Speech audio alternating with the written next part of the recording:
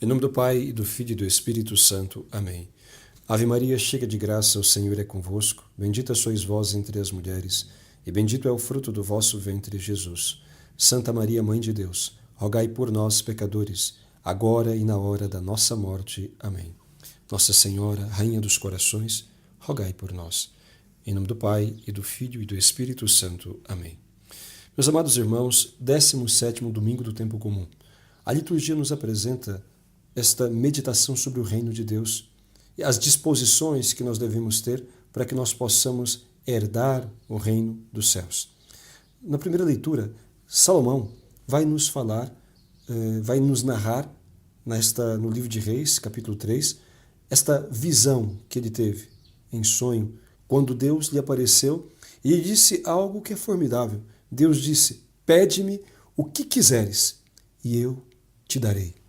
E Salomão, ele pediu a Deus, ele fez a sua oração pedindo a Deus um coração sábio, capaz de compreender e de governar o seu povo, de discernir entre o bem e o mal.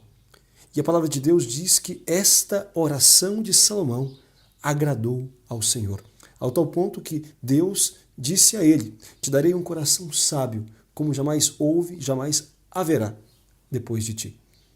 E esta deveria ser também a oração de muitos pais de família, de muitos sacerdotes e de todas aquelas pessoas que têm debaixo da sua autoridade pessoas, grupos, um rebanho inteiro, o qual deve conduzir ao bem e à felicidade eterna. Quanto nós precisamos clamar a Deus, fazer esta oração de Salomão, pedir a sabedoria que é um dom do Espírito Santo, a fim de que nós sejamos capazes de discernir entre o que é certo e o que é errado, discernir o que vem de Deus e o que não vem de Deus, e saber como aconselhar, como conduzir as pessoas que estão debaixo de nossa autoridade. Um pai de família, uma mãe de família precisa saber orientar os seus filhos. Um sacerdote precisa saber conduzir o seu rebanho, a fim de levá-los sempre à percepção da verdade e à vida em comunhão com Deus, a fim de que possam fazer opção por aquilo que é santo, aquilo que é agradável ao Senhor, e assim se mantenham na graça e se salvem, porque foi esta a razão pela qual Cristo veio ao mundo, para nos salvar. Deus nos criou para a felicidade. Cristo nos confirma nesta felicidade se nós aderirmos à fé, aderirmos a Ele pela fé. Nós seremos capazes de dizer aquilo que diz o salmista, se nós tivermos um coração sábio e tivermos na lei de Deus a nossa alegria, a nossa herança. Seremos capazes de dizer isto: esta é a parte que escolhi por minha herança, observar vossas palavras, ó Senhor. A vossa lei, a lei de vossa boca para mim vale mais, muito mais do que milhões em ouro e prata. Quantas pessoas seriam capazes de dizer isto sendo verdadeiras? Quantos cristãos hoje seriam capazes de dizer isto? Que a lei de Deus vale para eles muito mais do que milhões em ouro e prata? Quantos seriam sinceros ao dizer uma frase, ao fazer uma oração como esta? Muito poucos, porque infelizmente muitos têm vendido, têm desprezado a graça de Deus e a palavra de Deus por tão pouco. Muitos não têm levado em conta os grandes apelos que Deus nos faz na sua palavra, o chamamento que Ele nos faz à conversão, à vivência de acordo com a sua lei e os seus mandamentos. A maior parte das pessoas simplesmente ignoram, desconhecem e, nas vezes poucas que conhecem, não fazem questão de seguir o que Deus lhes pede. São poucos aqueles que, de fato, seguem, se esforçam para seguir a lei de Deus e viver em comunhão com Ele. Por isso, nós temos essa situação atual na sociedade, e também dentro de nossas famílias, e também dentro da igreja. Toda esta confusão e desorientação advém do desprezo a Deus e à lei de Deus, do desconhecimento da verdade, da falta de sabedoria daqueles que formam as famílias, daqueles que conduzem os rebanhos, sejam bispos ou sacerdotes. Por causa disto que o povo tem se perdido. A palavra de Oséias, no capítulo 4, versículo 6. O meu povo se perde por falta de conhecimento. Nunca foi tão atual. Nunca foi tão atual esta palavra. Nunca ela teve tanta força e expressão como agora. O meu povo se perde por falta de conhecimento, falta pastoreio, falta o cuidado desde o berço, porque os pais se paganizaram, mudaram a verdade de Deus pelas coisas mundanas. Não buscam guiar-se por aquilo que diz a palavra, mas pelas máximas do mundo. Guiam-se pelas ideias que todos os dias são lançadas, seja pela televisão, seja pelos formadores, entre aspas, de opinião, sejam por estes todos que substituem a Cristo em suas vidas, como gurus para a sua formação e orientação, dando conselhos que vão em contra a palavra de Deus, mas que estas pessoas, ou por fraqueza ou por desconhecimento, acabam por seguir, por não valorizarem aquilo que diz o reino, aquilo que diz o Senhor, falando do reino dos céus. Vai dizer o Evangelho, é curioso, as 3 parábolas que Jesus hoje narra, 2 delas mostram as disposições, mostram como deve ser a atitude daquele que encontra a palavra do Senhor. E a última parábola, a terceira, mostra na perspectiva do Criador como será o reino dos céus, como será o juízo no último dia. É interessante, o reino dos céus, vai dizer Jesus, é como um tesouro escondido no campo. Um tesouro escondido no campo. Um homem o encontra e, cheio de alegria, vai e vende todos os seus bens e compra aquele campo. Chama a atenção esta palavra, cheio de alegria. Vai e vende todos os seus bens e compra aquele campo.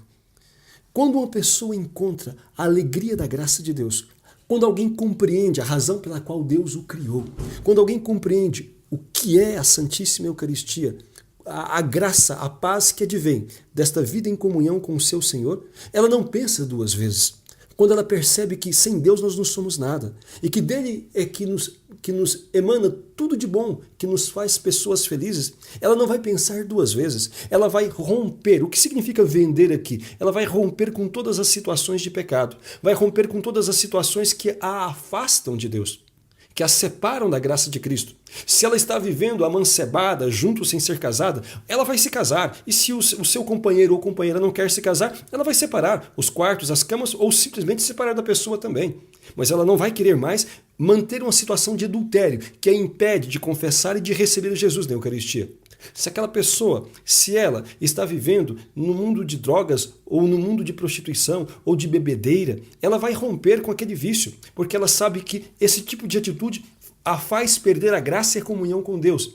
Ela encontrou o tesouro, a alegria da vida na comunhão com Cristo. Ela não quer mais nada em sua vida que a separe de Deus. Sejam amizades, sejam pessoas, sejam situações, sejam prazeres que o mundo proporciona. Se aquele prazer a separa de Deus, ela não o quer desfrutar, porque ela sabe que é ilusório, é enganador e que, no fundo, a verdadeira alegria advém desta comunhão com o seu Senhor.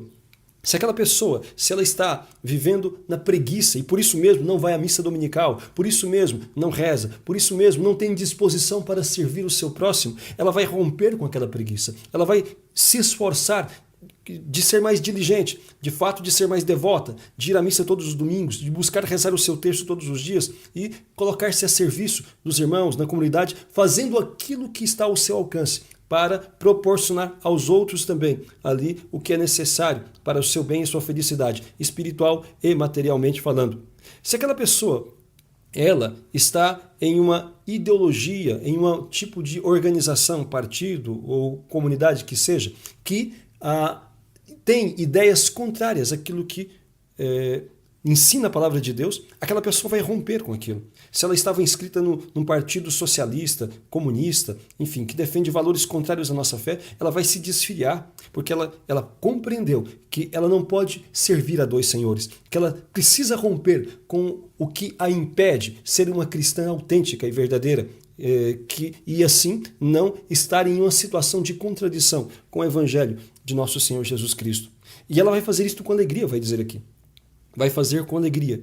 Mesmo que ela haja coisas e situações que ela tenha dificuldade de romper. Ela tem dificuldade de romper com a pornografia da qual ela era escrava. Ela tem dificuldade de romper com as novelas que são condenadas por Deus porque escarnecem da nossa fé. Ela tem dificuldade de deixar as más amizades, as más companhias que a ajudavam a entrar nos vícios da bebedeira, da homossexualidade, do pecado contra a castidade e assim por diante. Ela tem dificuldade de se afastar dos ambientes que antes, nos quais antes ela convivia. Mas por amor a Cristo, pelo desejo de viver em comunhão com Ele, pela alegria de recebê-lo na Eucaristia e pela perspectiva de planificar esta felicidade no céu, ela terá forças. E ainda que ela tenha dificuldade, ela sentirá muito mais alegria na vida em comunhão com Deus do que em todos aqueles prazeres ou companhias que antes lhe separavam de Cristo.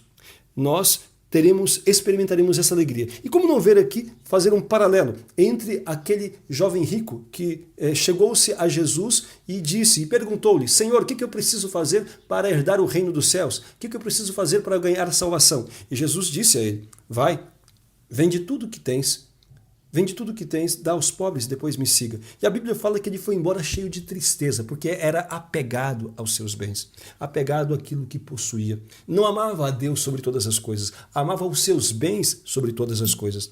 Nós devemos ter a consciência de que Deus tem que estar em primeiro lugar em nossa vida. Nesta parábola, Jesus diz que aquele homem, ele foi com alegria, porque de fato foi convencido, compreendeu que Deus é o seu maior bem, que sem a Eucaristia não poderia viver.